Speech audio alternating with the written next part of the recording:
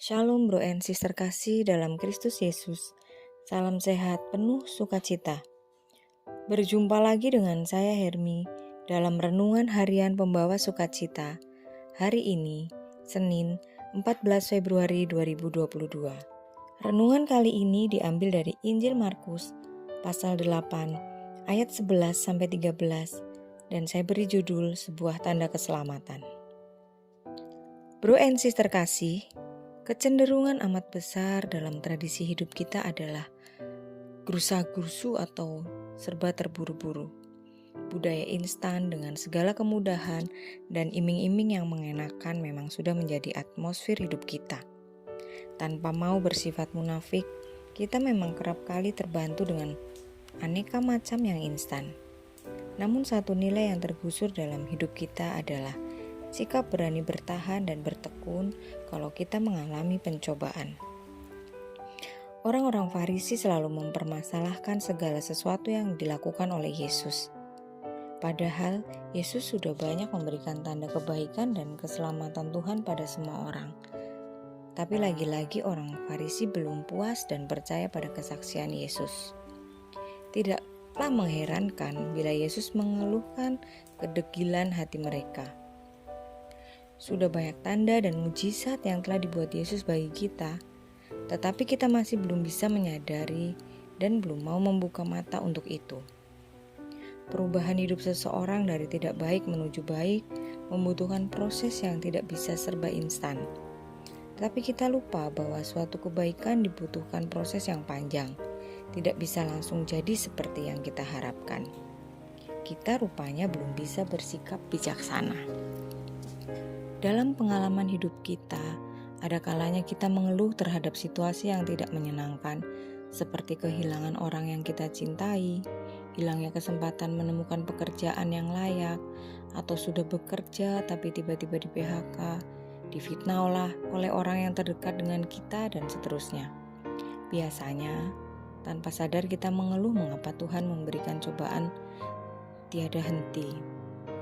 Bro and sister kasih, beberapa waktu yang lalu saya merasa Tuhan tidak adil dalam hidup saya saat dokter menyatakan bahwa saya harus operasi pencabutan 4 gigi geraham bungsu karena gigi saya yang impaksi. Saya merasa kenapa harus saya? Padahal dari kecil saya jarang sekali mengalami yang namanya sakit gigi. Bisa dikatakan hanya 1-2 kali. Saya sudah rajin ke dokter gigi, menjaga kebersihan gigi, dan gak pernah aneh-aneh dengan gigi saya. Tapi nyatanya saya malah suruh operasi karena katanya apabila tidak dioperasi akan selamanya sering merasakan sakit. Belum lagi pasca operasi yang rasanya serba susah. Tidak boleh makan makanan yang keras, seminggu harus makanan cair, dan sampai sebulan bahkan sampai sekarang saya masih belum boleh makan makanan yang keras. Belum lagi pasca operasi juga ada saraf saya bagian mulut yang kena. Hingga saat ini saya merasa masih ada kebas di sebagian kecil bibir dan dagu saya. Semua terlihat begitu menyiksa saya. Rasanya tidak nyaman. Namun setelah saya baca dan renungkan lagi bacaan ini, saya sungguh amat bertobat. Ternyata Tuhan sudah sering kasih tanda sama saya sebelumnya. Hanya saya yang abai dan kurang menanggapinya. Betapa baiknya Tuhan, tapi sering kita yang mengabaikannya. Dan puji Tuhan saat ini saya sudah bisa berdamai dengan keadaan saya. Penderitaan Yesus di kayu salib dulu sebagai tanda bagi keselamatan kita sudah sangat cukup, bahkan lebih bagi saya. Bro and sister kasih, sebagai orang yang beriman, kita lupa bahwa setiap pengalaman yang Tuhan berikan tentu memiliki maksud tersendiri. Tuhan ingin agar kita kuat dan bertahan dalam situasi apapun berkat salib Kristus. Jadi apapun bentuknya pencobaan itu, Tuhan selalu mengingatkan kita untuk selalu percaya bahwa Tuhan tidak pernah meninggalkan kita sampai kapanpun. Marilah kita berdoa.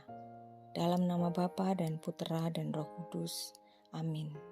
Yesus, ampunilah kami yang sering mengeluh ini. Kami seringkali lupa bahwa semuanya itu butuh proses.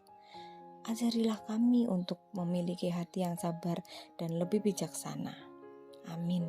Dalam nama Bapa dan Putera dan Roh Kudus. Amin.